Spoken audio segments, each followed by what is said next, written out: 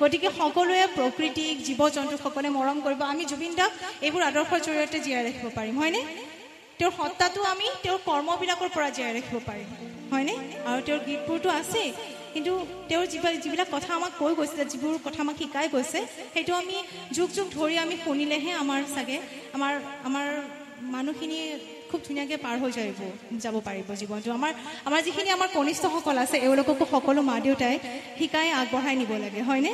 জুবিন দাই যিবোৰ কথা কৈছিলে বা মহাপুৰুষসকলে যিবোৰ কথা কৈছিলে সেইবোৰ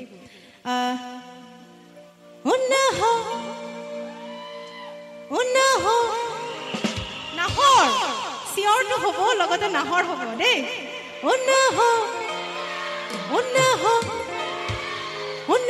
ৰাণী তই বহা ঘৰে খবৰ